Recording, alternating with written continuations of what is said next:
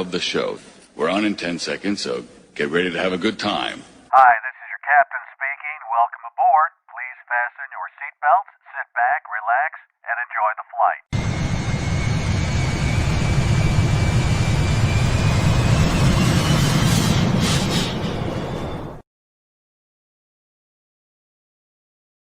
All right, the Puerto Rican doorbell has gone off. Welcome to the Cocktail Cathedral.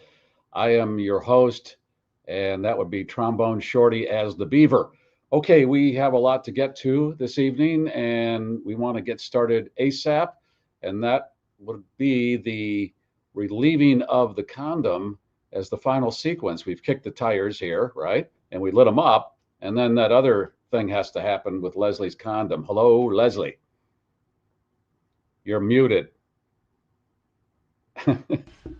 I had to know which button I touched on my microphone because there are a couple and I'm tightening things up. So sorry about that. Hello, everybody. The kitty is off my lap and everything's groovy. Got me, it's my go-to. But at $9.99 a bottle, it is just such a weekly treat. So I got a Josh Chardonnay going on here with a nice buildup. Yeah, that'll go, right? Two. Oh, yeah. Over the shoulder. Yee-hoo! That's a different shoulder this week, and we are ready to go. Every time you hear somebody say daylight savings time this weekend, take a drink. Oh. Yeah, and you won't be alert enough to experience it. Like and subscribe, please, if you can do that. I don't know why you can't, and there's nothing that's going to happen if you do that. That's going to impinge on your life. So please do it. And then we get stuff. I don't know what it is, but that's what Ryan says. Like and subscribe. We get stuff. If you haven't subscribed to the premium shows, more like and subscribers, generally speaking. Help build the audience. That's it. It's up to you. GarryMeier.supercast.com for those premium shows. That's what keeps all of this going. And we have now entered our 10th year. All right, we'll do a quick check on the comments. You don't get that for a lot of felonies in most states. Oh my gosh. That's true. Yeah, really. Keely is always first up. And what is she saying here? Someone once complained about my wet schnauzer smell. I replied, my pet fish, Eric. No one understands my Monty Python references. I don't either, but I've been told that dogs' feet smell like Fritos. Remember Fritos? Yes. Do you think that's true? You don't have a dog. But... I have smelled dogs' feet. They do smell like Fritos. I was lucky enough to hold a binturong once in my life, and they smell like popcorn. So there you go. What were you holding? A binturong. Binturong. Look it up. It's a really weird marsupial, and they smell, okay. Special. All right. Wow. I've never heard that one. Okay. Later in the program, Ryan's people smell like popcorn. Wouldn't that? No, because then we get sick of the smell of popcorn. Okay. Make a candle, and people will buy it. A popcorn candle. True. Hank will be on later in the program. Ryan's son. He's going to talk Pokemon. It's what, the 30th anniversary already? I know. It is. I just saw the 30th anniversary. Jesus. A post where, do you remember Teletubbies? Yes. And there used to be the sun that would come up and it had a baby's face in it. That baby has now just had her own baby. So that's how much time has passed with some of these things. Oh, that show's still on? No. Oh, I see. You're but just we making all a remember, Teletubbies. Okay. Wait till I have a few more sips. What? What are you saying? Is that real?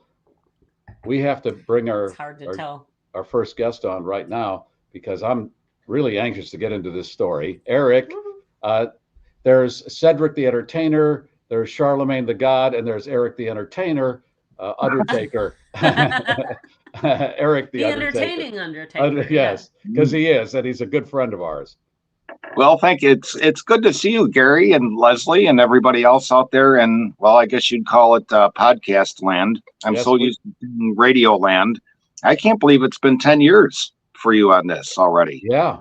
Well, everything's 10, 20 years when you start talking about it. It's 20 years ago. Yeah, Man. we've entered the 10th year. And we're happy to have you on. Now, I've been talking about you coming on tonight during the weekly shows, and you are in this documentary about this murder scene that happened 18 years ago now in Tinley Park, Illinois, southwestern suburb of Chicago. And you were at the scene because you're a paramedic. Now, let's set this up. This is a Lane Bryant store, and Correct. 6 women were shot in this store one morning, and you Correct. were there when this happened. I was about a mile away.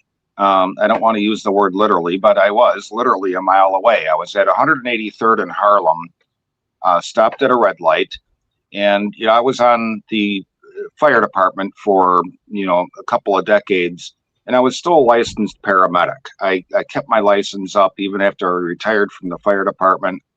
So I've had a paramedic license for about 35 years. And ever since day one, I've always carried a medical bag in the trunk of my car, just in case I come across a bad car accident that's out in the middle of nowhere, or I run into some sort of situation. So most of us guys on the fire department, almost everybody, carried their own two-way radio, even in their private cars. So I was stopped at the red light, and all of a sudden I heard sirens and my ears perked up naturally, and I saw 2 Tinley squad cars just flying south on Harlem. And out of curiosity, I turned on the radio, the two-way radio on my car, and I heard the ambulance radio traffic saying, "We've got 5 gunshot victims here, get us some help." And at that point, the dispatcher was saying, "There are no ambulances immediately available. We're going to see what we can do." So I figured, all right, there's usually 2 paramedics on an ambulance. I'm a mile away. I'll rush over there and help. So I did, and identified myself to the officer that was guarding the front door. I had my bag in my hand, and I went back there, and there were 5. Before you go on, Eric, as far as how this works, you mentioned if you come upon a car crash, you can just start working on people, and what's your liability there? How does that work? Right. Most states have what they call a good Samaritan law. As long as you're acting in good faith and you don't do something that's grossly negligent, like tie a tourniquet around somebody's neck, and you're using the skills that you've been trained in, not beyond that. I wouldn't think of putting in a chest tube in somebody or doing anything beyond the scope of my training. We're immune from liability. So in that scenario, I really wasn't concerned about that. Okay, so you get to the door. This is a Lane Bryant clothing store. This shopping mall had really just opened. It was pretty brand new. There were no cameras set up in the parking lot or anywhere else because it was brand new. Right. And you get to the door. How many police are there at that point? There were about 3 or 4 squad cars there, with more coming. Okay. And fire departments there too? No fire department. This was in Tinley Park, and Tinley Park operates a private ambulance service versus a fire department response. I mean, because fire departments show up sometimes too in these cases, right? Right. They may have shown up eventually, but there was a policeman guarding the front door. I was in civilian clothes, but I identified myself, and he let me in the front door. And I remember it was winter, and the tile floor was like an ice skating rink. And I remember I was walking rapidly into the back of the store. I could hear them working on a patient in the back. And at that point, I had no idea who was alive or deceased. And I walked back there and I identified myself. I said, "What do you need help with?" And they said, "Well, we've got 5 blacks, which is medical code for deceased individuals." So they had been corralled into the back room, and the paramedics were working on the one girl who was still alive. And they're the doing bodies. The perpetrator brought all the women in the back room and shot them. Correct. He corralled them, and from what I understand, he was in the store for about 40 minutes. And then how do they know that? From the timeline of the one live witness, and then there was a 911 call that was placed by one of the by the victims. They have a recording of that, but it's I don't know exactly how to put it, but I've got experience in this. This was not my first mass shooting. Being on the fire department for over 22 years at the time, we kind of get thrown feet first into the fire, so to speak. So I knew not to touch anything, et cetera, et cetera. And it's like, all right, well, we work on the living. And they were giving her an IV, and she was conscious, and talking. And apparently she suffered a grazed gunshot wound to her neck area. And, they had her lying down and treating her for shock and blood loss and so forth. So then after about, I don't know, it was about 15 minutes, I would estimate, a second ambulance showed up from a neighboring suburb. And that was part of the problem. As I said, there were no ambulances available. So the nearest ambulance that was coming to help was coming from probably 8 or 9 miles away, I would estimate. So okay, the 5 women that were dead, you saw them. They were lying there, and they were pronounced dead, and the bodies were covered. Or was this? How soon were you there after this happened? Probably just a couple of minutes after the ambulance got there. But as far as the actual shootings and everything, what would your timeline be? I would only be guessing. I would say maybe between 7 and 10 minutes, because the police get there right away. The police rushed in, and they have a lot of it on a police car's dash camera. They have, because I've seen the dash camera. I had to go in and be interviewed and fingerprinted by the police, et cetera, et cetera. I can get to that in a minute, but the squad cars are there, had dash cameras, and I'm on dash camera, running in to help. So there were only a few police officers there at the time. It was chaotic and it was unfolding. It was, I'm sure it was handled very well in a situation like that. There's a lot to do all at once. And it's like, all right, what happened and what are we going to do next? So they found this one woman still alive. The gunman thought he must have killed all of them. That was probably his plan, but she survived, and she gave a description of the shooter, the murderer. Yeah, correct. She gave a detailed description. The first sketch, it was like one of those, it wasn't a sketch by a human artist. It was one of those kits where they say, well, here's thick eyebrows, medium eyebrows, light eyebrows, and then they piece it together with various images. And then they came out with an enhanced version that was like a 3D version that was a little bit more detailed. But they had a description of his frame. I think he had a husky frame, and his average height.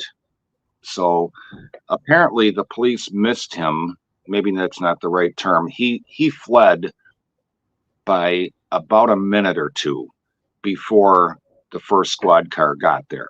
There was a squad car there on another call. It's a big shopping center. So there's a Target across the street, I think an Arby's, a couple of other fast food places, and some other stores. So there was a police car coincidentally there in the parking lot on another call.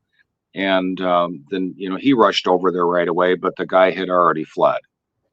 They had a 911 call from, I believe it was the manager of the store, saying that they had a guy that was going to rob them, or what was that initial call about?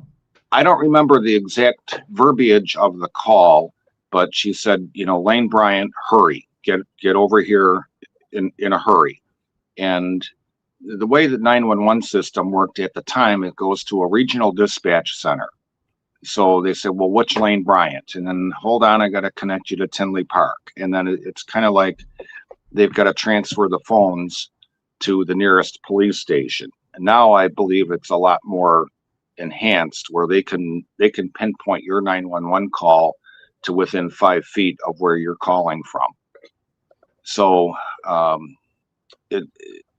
they were just trying to gather as much information as possible, and she had been shot. So after the 911 call, the movie was really good. I mean, especially, I'm going to get into that in a minute here, Eric. But as far as that minute you talked about, where the first cop could have passed this guy as he's leaving, but how do you know?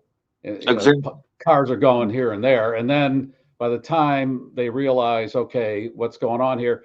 So who knows? I-80 is right there. I know that area. I lived 3 miles from there at one point. So I-80 he could have gotten on that and been at least a bit away before they started putting things together, right?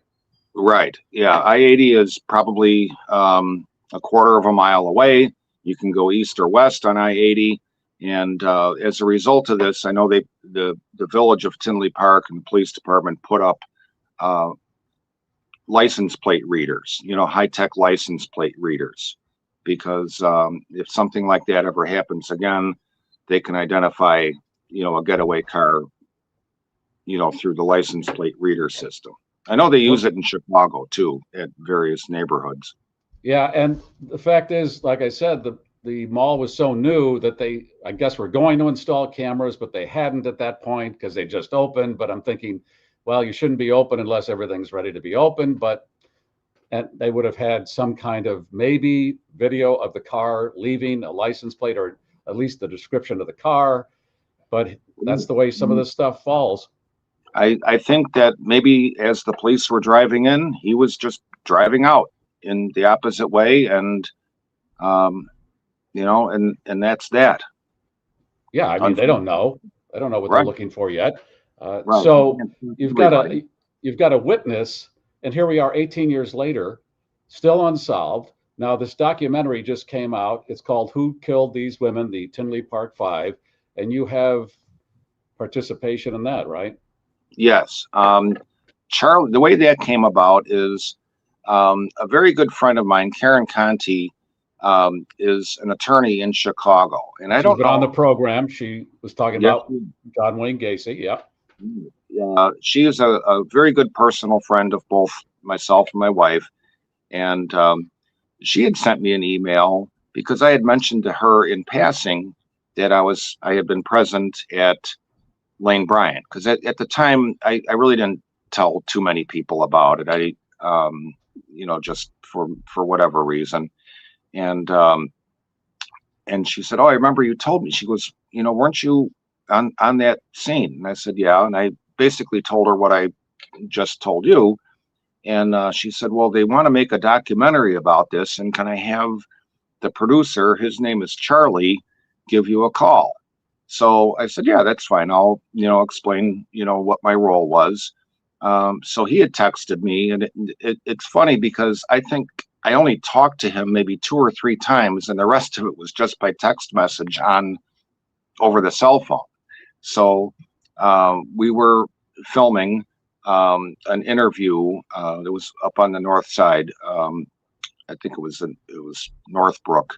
I met him up there, and they put me on camera and interviewed me. The interview took about an hour and a half, but they only used about maybe 15 or 20 minutes of my interview. That's a long time, to be honest with you. A lot of times you can go an hour and a half and be on for 2 minutes. Right. And how long were you in the store, Eric, for the whole thing before you left, or did you have to go to the police station after that? I went to the police station. Well, let me back up. I was in the store for probably 15 minutes because I was trying to think, all right, they want me to help them with a stretcher or carry an IV bag or start a second IV. When it's a cramped environment and it's an emergency situation, as the saying goes, too many cooks in the kitchen can spoil, the situation, or however that goes. So I didn't want to get in the way, because then we end up, tripping and bumping into each other, et cetera, et cetera. So the paramedics had the patient under control, but I figured, well, I'll just, help in whatever way I can. And I was expecting to have live, 5 live gunshot victims, scattered through the store.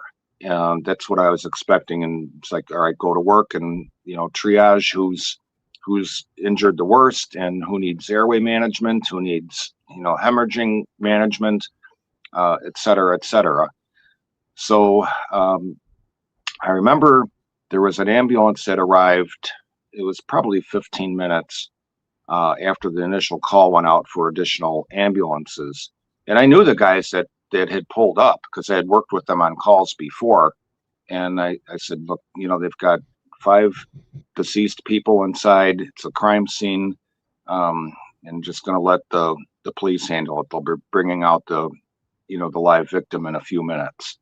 So they rushed her off to a local trauma center. And I gave my information to a policeman at the scene.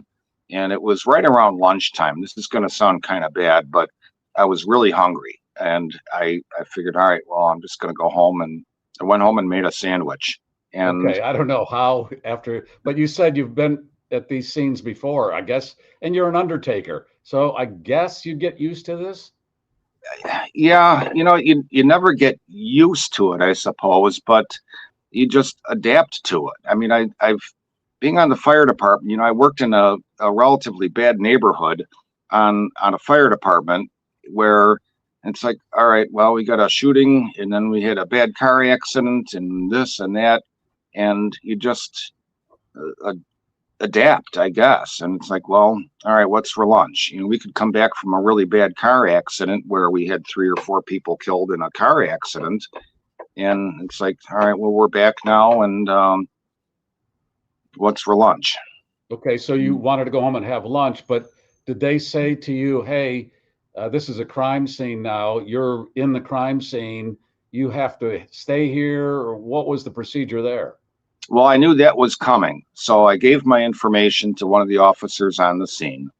I said, if you have to contact me, which I'm sure you will, just call me at this number. Here's my driver's license. So he took all my information down.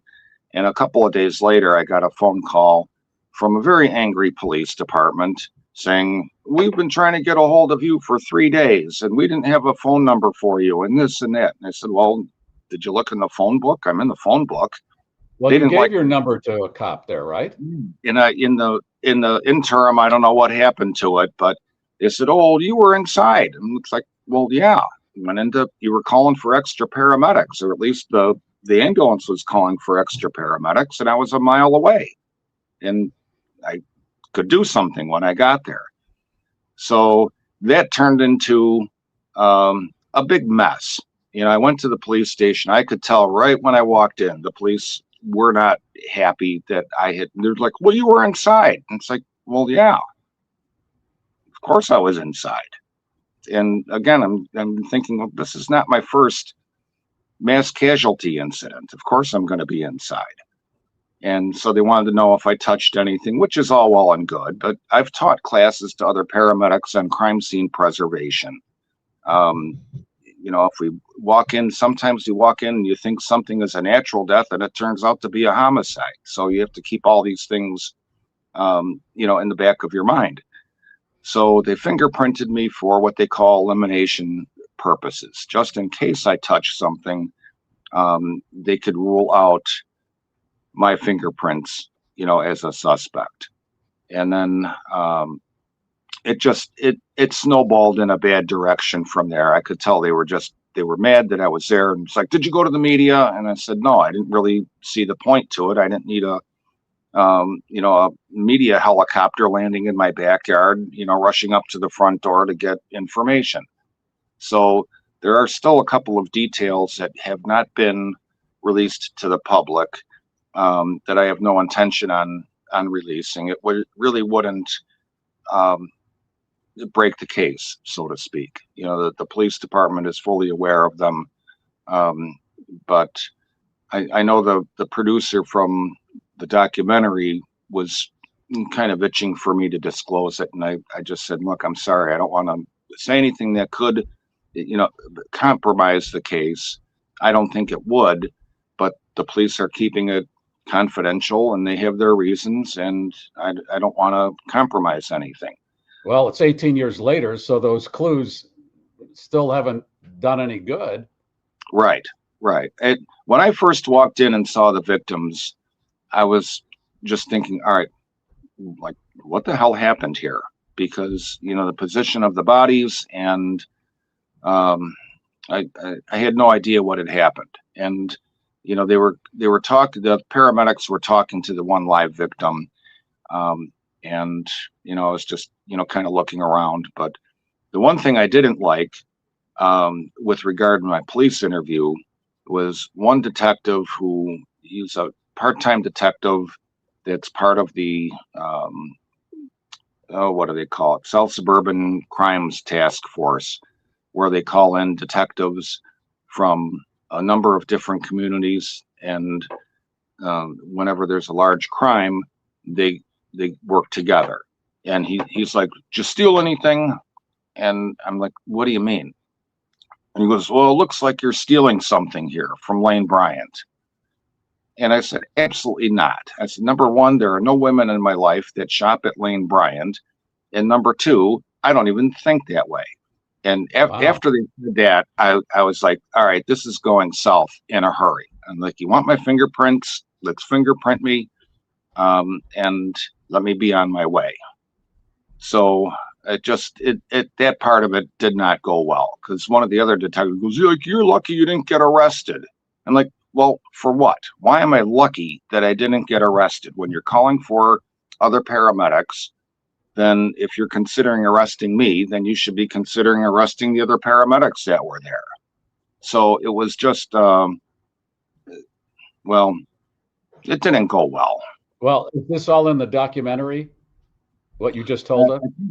They edited that out. So this part is for your show, but it did not go well.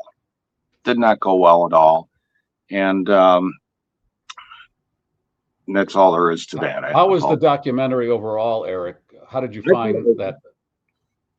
I thought it was excellent. The fellow that played the offender, he was a very realistic actor. As I said, you know, working in a bad neighborhood, I've been in these situations before, and I mean, he was spot on.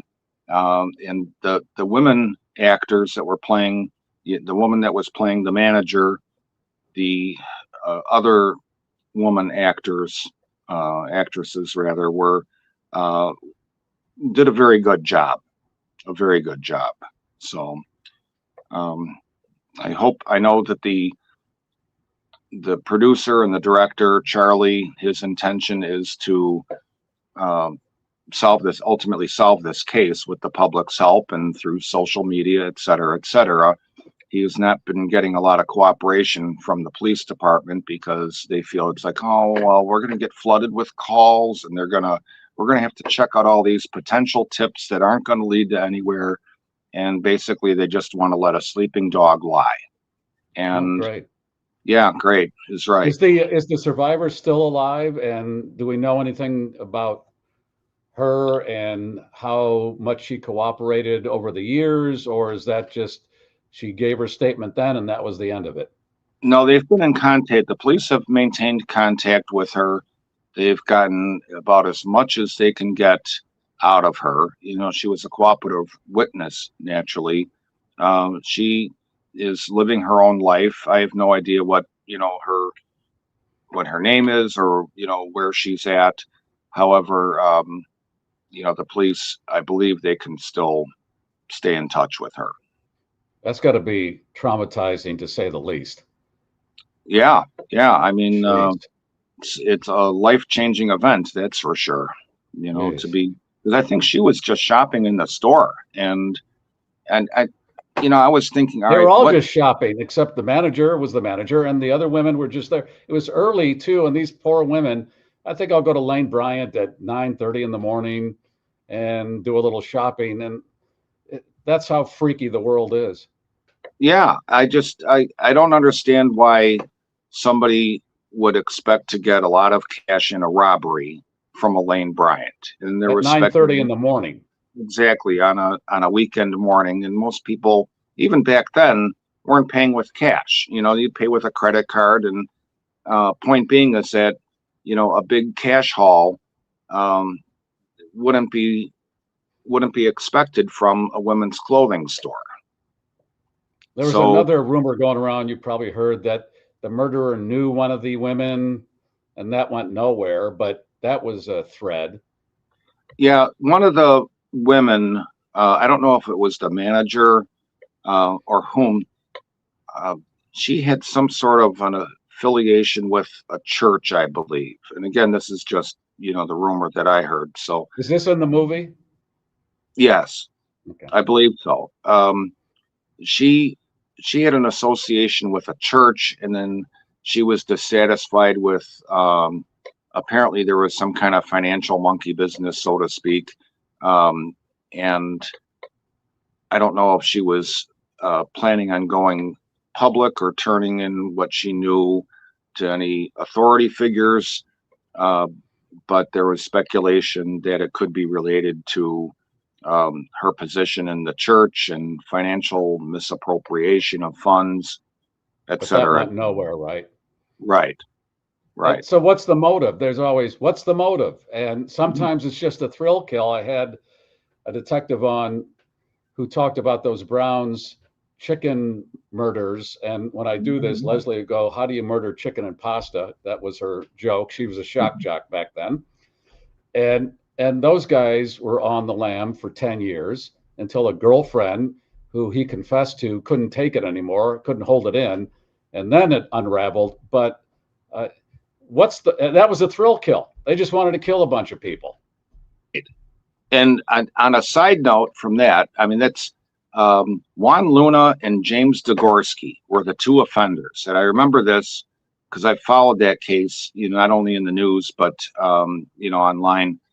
And one had been, I forget who it was, had been roughed up by a Cook County police deputy. This was in either the Cook County jail, I think it was Cook County jail, and they broke his jaw or something.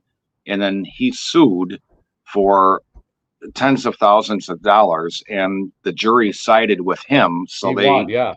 he won. But I don't think he can profit from it per se. So I'm not exactly sure how that plays out.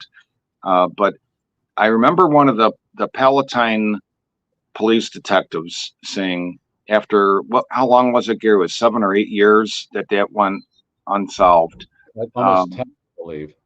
10 years. He said, finally, a witness who found a moral compass, meaning this girlfriend, said, well, I just kept it to myself, after knowing full well that her boyfriend had committed these murders. And then she didn't have enough of a moral compass to come forward. And then she came back and said, oh, well, I was afraid he'd kill me. And I don't know. I take that with a grain of salt. I think she just figured, so what? I'll blow it off. Well, I don't know how you do that either, but thank God that cop took the chicken bone out of the trash can and saved it before DNA and kept that as evidence. Didn't know what for at that time, but that turned out to be what sunk them because of their DNA on that. Right. Yeah, it was, and I think they had led them into a freezer. Yes. And, you know, shot them execution style.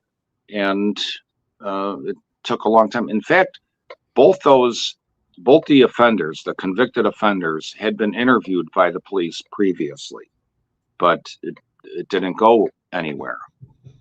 But back to your comment, it's like, well, who does this with regard to Lane Bryant? I wonder, what was the motive, or was it just a guy who was a psychopath that wanted to do a thrill kill? I don't know. I really don't know.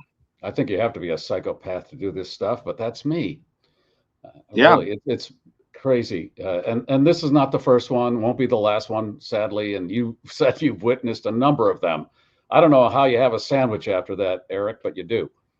I don't know either. But as I said, I've been doing this since I was 18. I'm 62 years old, and I joined the fire department when I was 18, and I had never, ever been exposed to anything like that before. I was a high school kid and graduated high school and joined the fire department. And some of the first calls that we were on, they don't prepare you for anything. They don't show you gory pictures. They don't show you anything.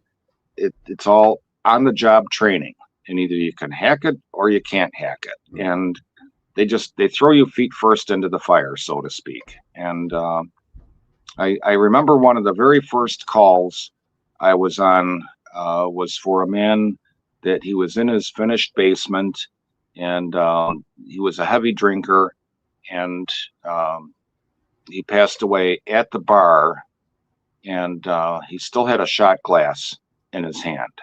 And it came time, the police were there. We worked very closely with the police, and the time came to remove him from the bar and put him on a stretcher. And they're like, okay, you take the, I'm like, what, you want me to touch him? And they're like, yeah, grab his clothes and put him on the stretcher.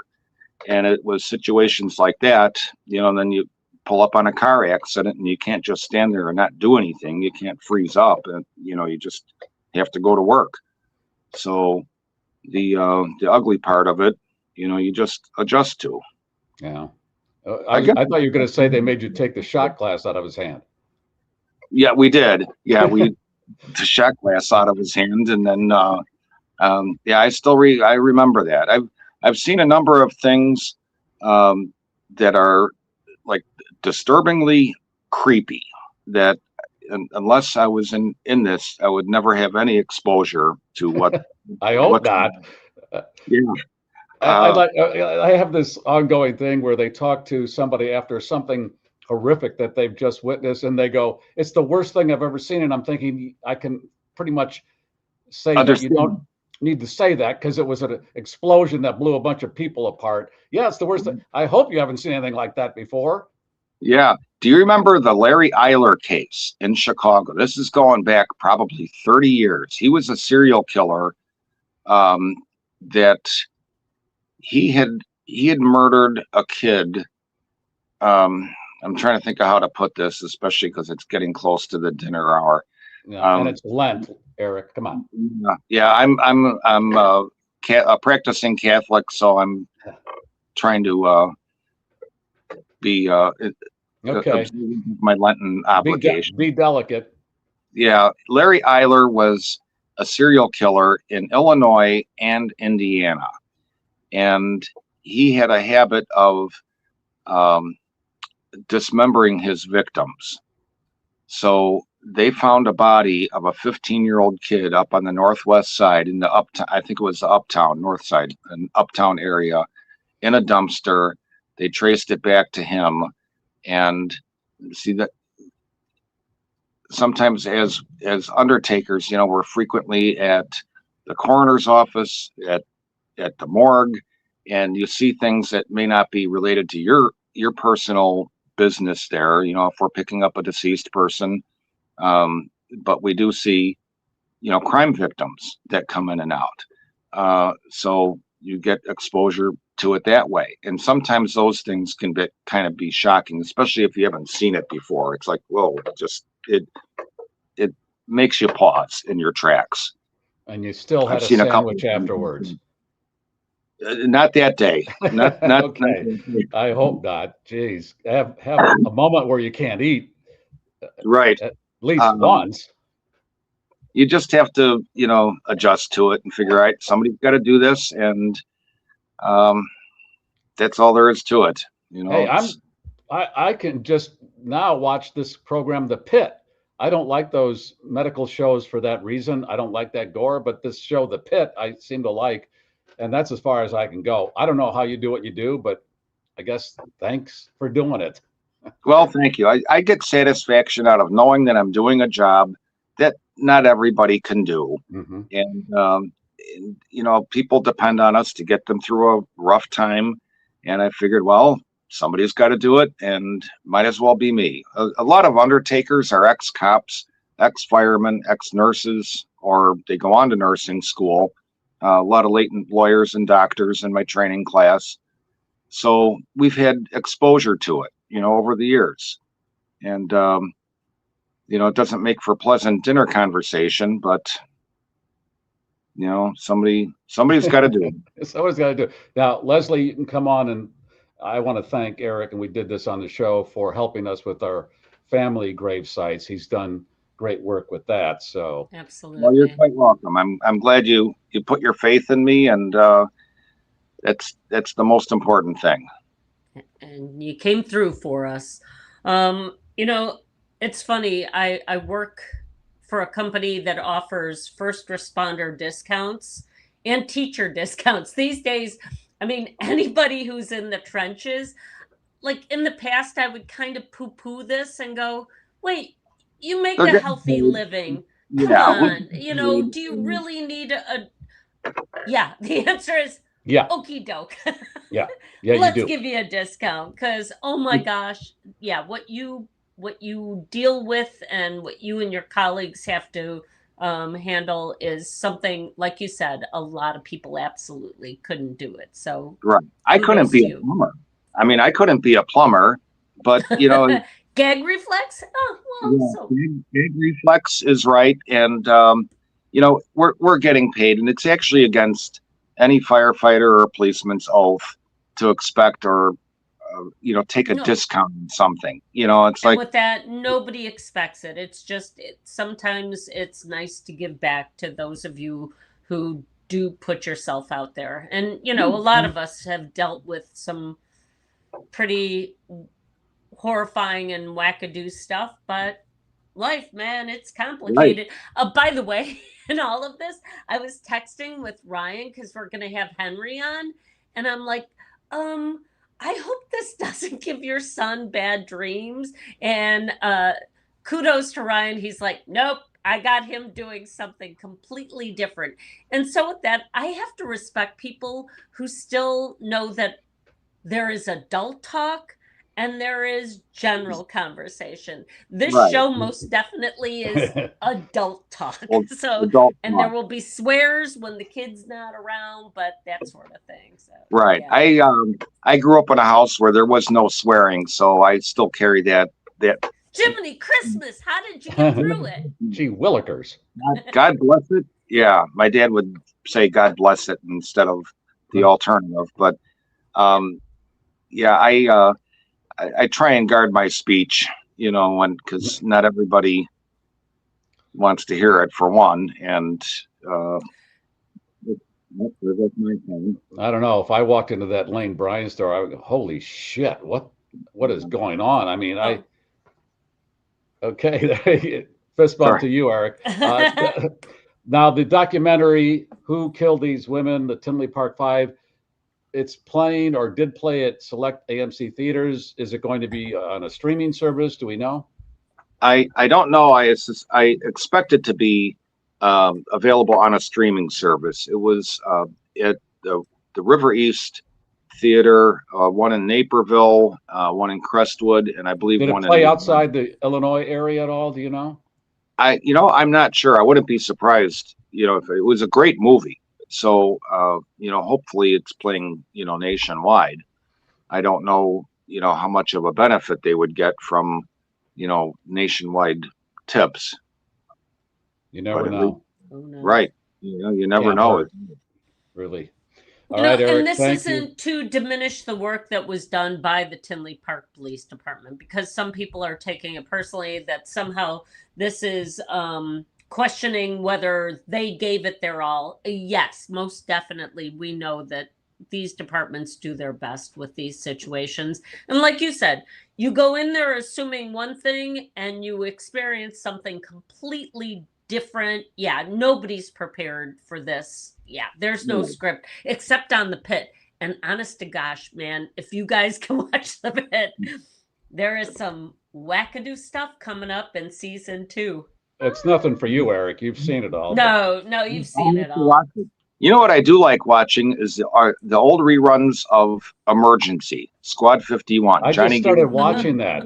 I had never watched it when it was on in the 70s, and now I'm kind of addicted to this show. And it's funny because they show when they leave the fire station, the fire truck and the ambo, they show the whole route to the scene. Most shows they go from slow. Right, they take the whole, they yes. film that whole route. You get to see Los Angeles in the 70s, and they do. It doesn't look like they do a lot of fakery as far as setting up the scenes. They actually do whatever they're doing.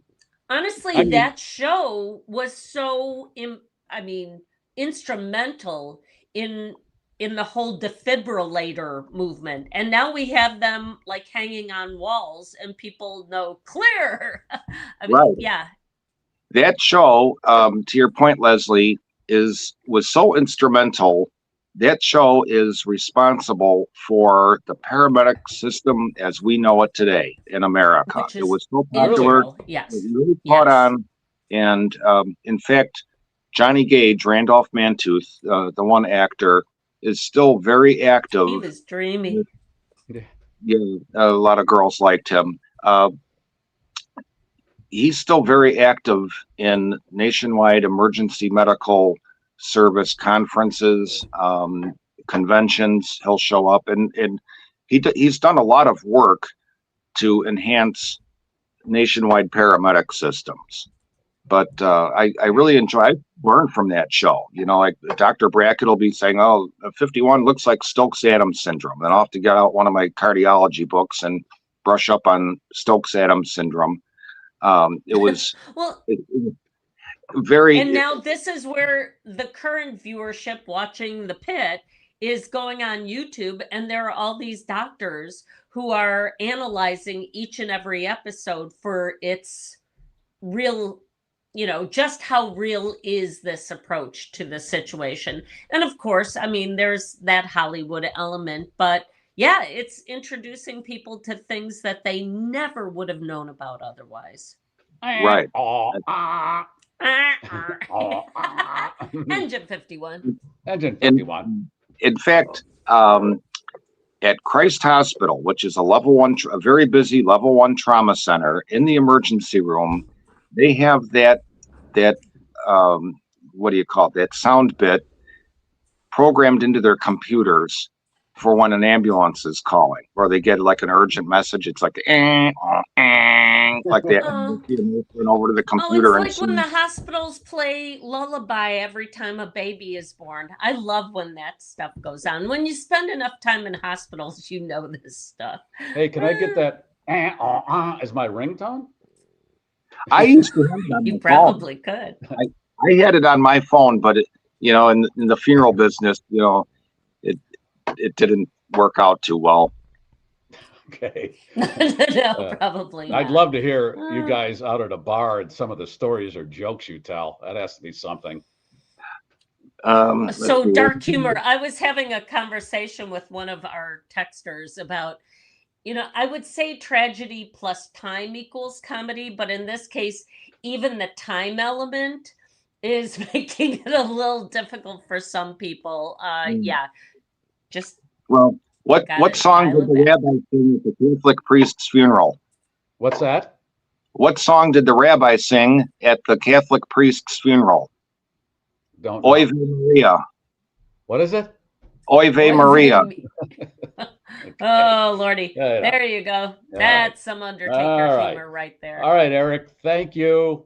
All right, Gary. Thanks for having me. And everybody, it's good to see you. Yeah. So we'll be in touch. Eric. We love Eric. Should we do sponsors and giveaway before we? Yeah. Yes. And before we do that, I want to mention tonight our house band, Oh Yes, is playing at the Broken Oar in Port Barrington, Illinois. If you're in that area, break out the cabin fever kit and break that cabin fever. That's tonight, Broken Oar, Port Barrington, Illinois. Tomorrow, Bon Journeyed at the Sundance Saloon, Mundelein, Illinois. So you got a whole weekend of these guys, and they're super entertaining. They've been packing them in. Yeah, Great bands, and they perform on this show every now and then. We love them. Okay, Buddy Bear car washes all over the Chicago area. Get the goo off your car, give your car a bear hug. What else you need to know? That's pretty much it. All right, Leslie, tell us about your double B. There was a delay here. We had a little technical snafu last week. We were trying to do the giveaway, and for some reason, all the hashtags were not being sent into the queue. We are hoping this week that everything has changed. Garry, you want to give us a hashtag and keep it simple, because Ryan's fingers are on fire right now. How about hashtag daylight savings? Ooh. Daylight savings. Okay. Yeah, just the pimp on. Let's a pimp on it, because we're going to hear a bunch of news people who make a living telling us what we think we need to know, and they can't even figure it out. Yeah. Daylight savings, one word. I had to look up, all those Ozempic drugs and stuff. I've been hearing people referring to them as semaglutides or semaglutides. And it's so hard to get a proper pronunciation on things these days. So, but daylight saving time has been with us for a long time. There's no excuse for you not being able to. All we're asking for is daylight savings. Now, we're adding this to the package. If you win, if you so choose, we will have you on the following Friday, because we'd like to see you and hear about you. So that's part of it now. It's your choice. You don't have to. No if you pressure. don't want to, you don't have to, but it's an option if you want it. Well, and it's funny how many of our viewers have their own great stories to tell. It may not be a national murder story, but we just love meeting you. And oh, golly. So with that, we did try to do the giveaway last week. We were going to give away a t-shirt. I've decided we're giving away 2 t-shirts. One's a small, one's an extra large. I told you that it was going to go gonzo this week. And the comment, the hash, they're coming in. So we're at 7 right now. Yes. So here we go. 7. So we have this stress relieving Easter egg, but I found these thanks to I think it's Tracy from Wisconsin who gave us slime eggs last Easter, and I still had some left over, so I'm throwing in a slime egg. We had our stuff from our house band Oh Yes and Bon Journey. We still have that to throw into the prize package. Leslie Dose, the other Leslie, who lives apparently right down the block from Bill Curtis, she found out after watching our show. It's like, oh my gosh, he's a neighbor. So she gives us all these fabulous little tropical fish. We've got a Weeble that wobbles, and sometimes it does fall down, but hey, that's okay with me. We had last week, we had this fidget spinner for grown-ups. We had all the new emery boards that I picked up for you guys. I got that still. Easter colors. There you go. Fortune-telling fish are always part of the prize package. Got some of those for you. Okay, Greg. And I had to have a text with Greg because Greg, once again, tragedy plus time, but sometimes humor best in small helps us get through. Yeah. So what did he send you? He sent me some amazing stuff, including, okay, I said I thought it was ants confetti. No, it's bed bug confetti. So go ahead and throw that on your that's nice. Bed. Isn't that just hysterical? Except I would say do it in small. No. Use your discretion. I'm not gonna, yes, exactly. Yeah. There you go. I'm not going to offer any advice. He also sent this really cool pin. So you're radioactive. If you want to put that on your lapel. We've got our GarrForce refrigerator magnet.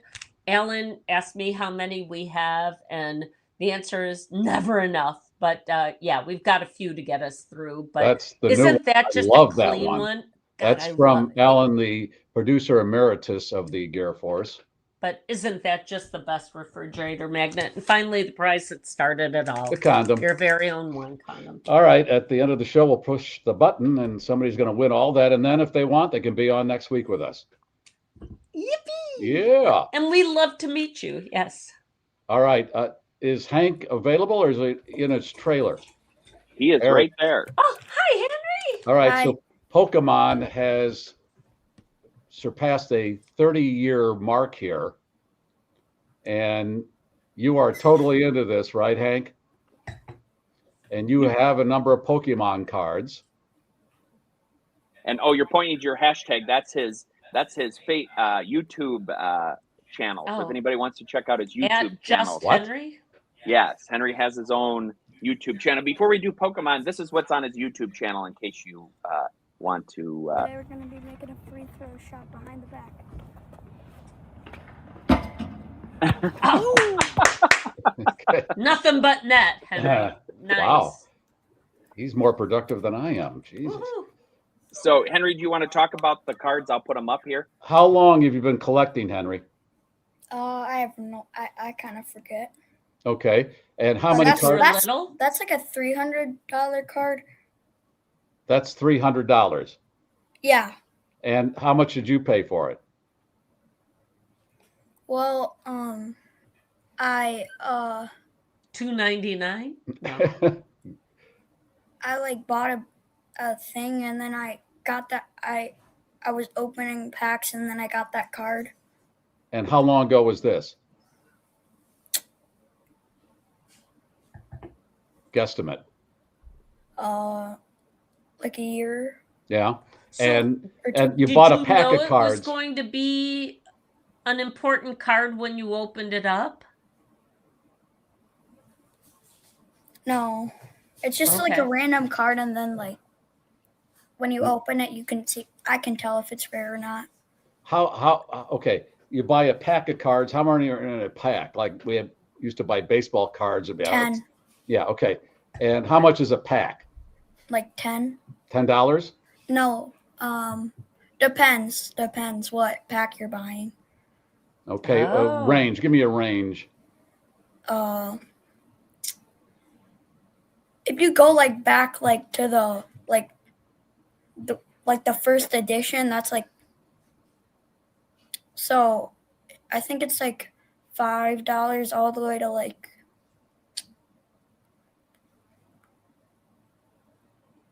$5,000 or $10,000 for like Oh, the okay. first edition. It's like crypto, and I don't understand Pokemon. I don't understand crypto either. Yeah. So I don't know, how does this stuff work? What makes these cards valuable? You say rare, meaning they only made 3 of them, and you just happen to have one in a pack, and that's how that works. No, it's just like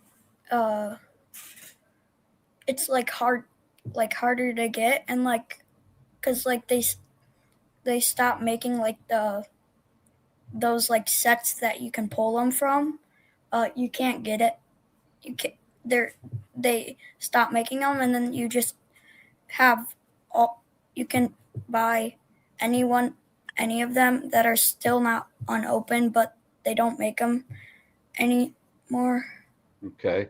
And Okay. is this going to be like Beanie Babies, where in 3 years they're all worthless, or what's going on here? No.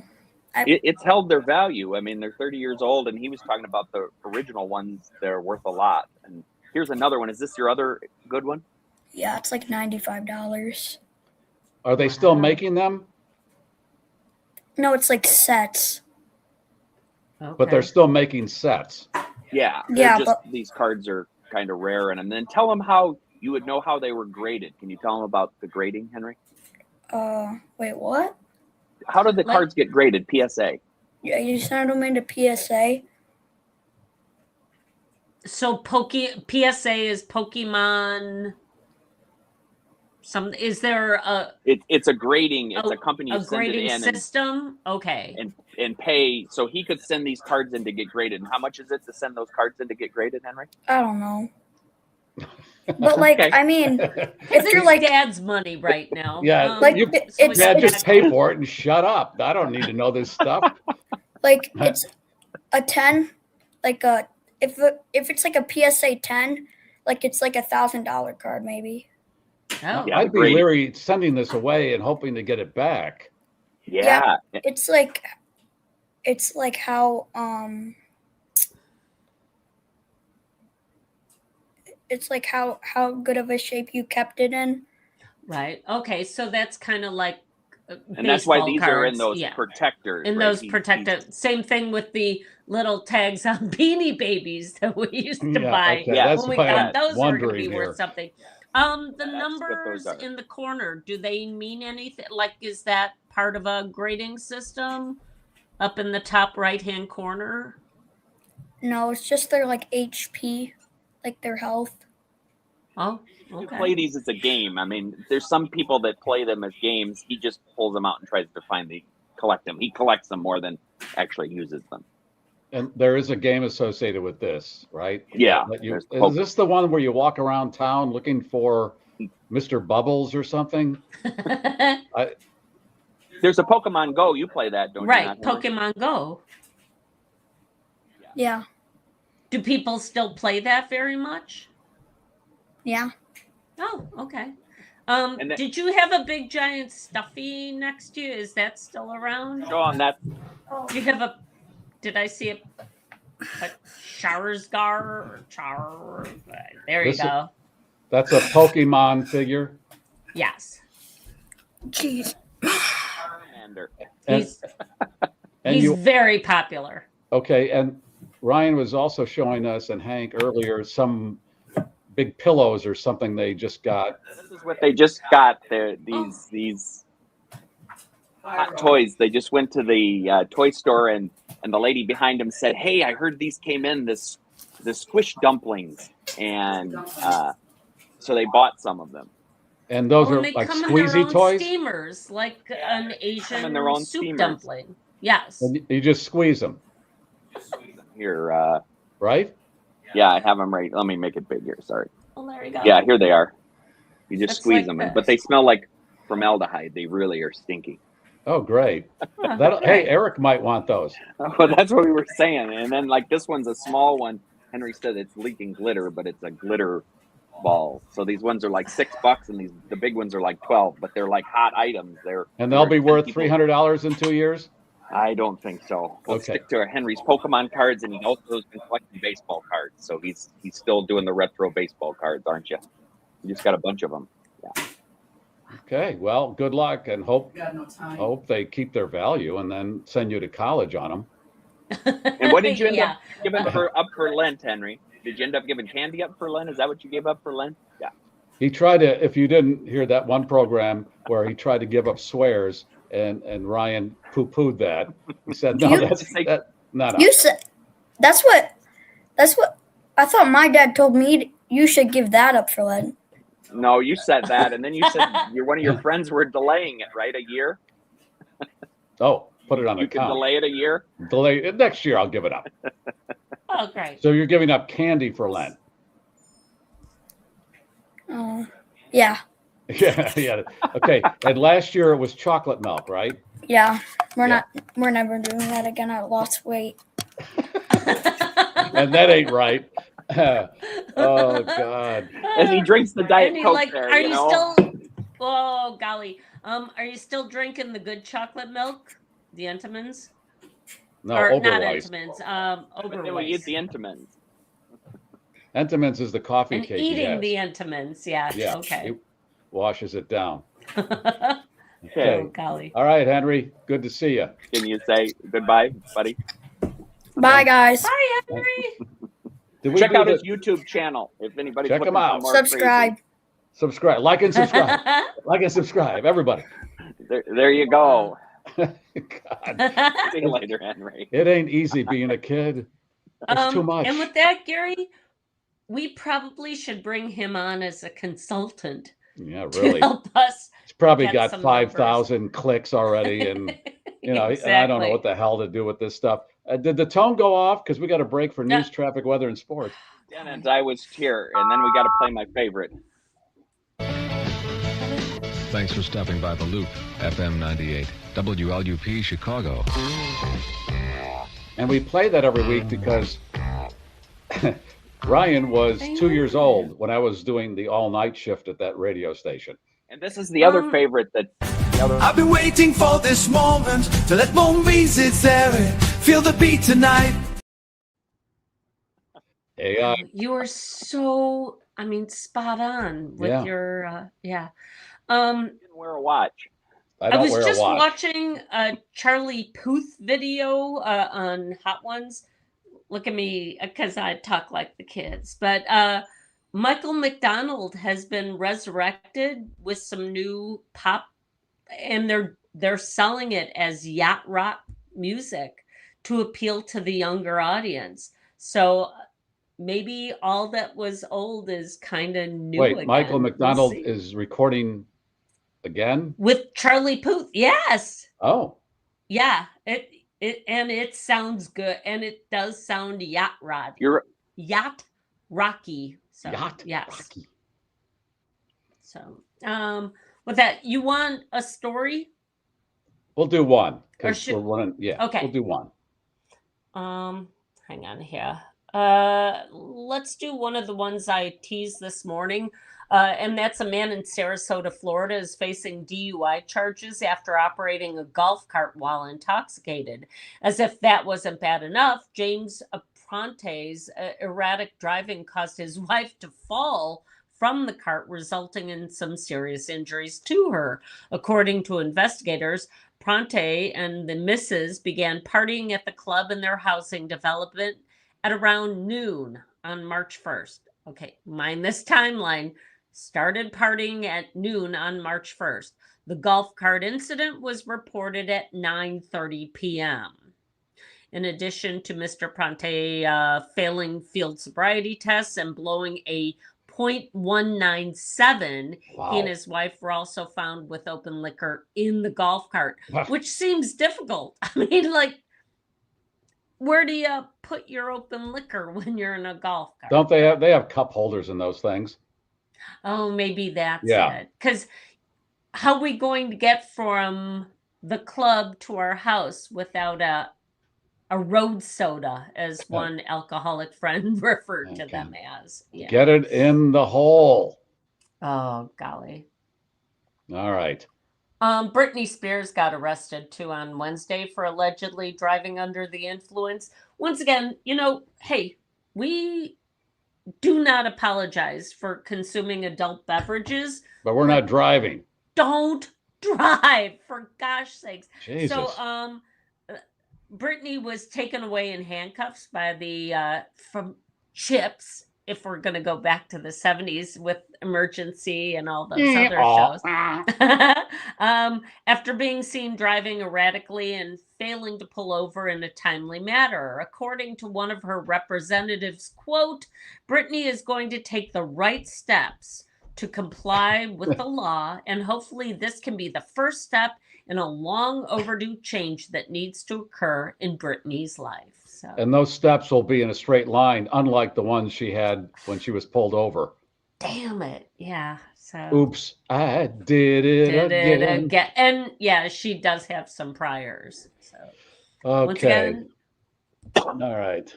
All right, Ryan, you want to push the button and give stuff away?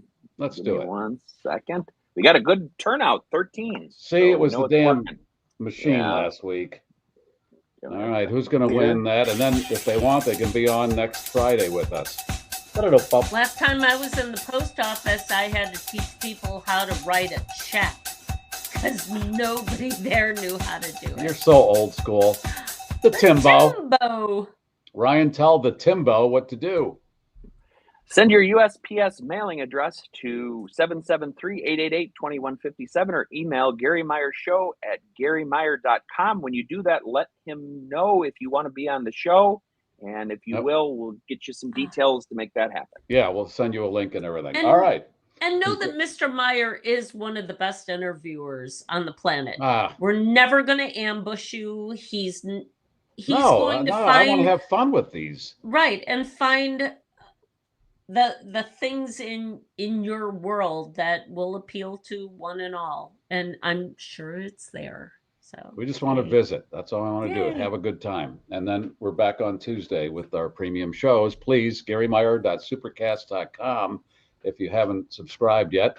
And that's it. And we're going to, boy, in what, a week we'll have daylight through the end of the show, right? Yes. Oh, we made it.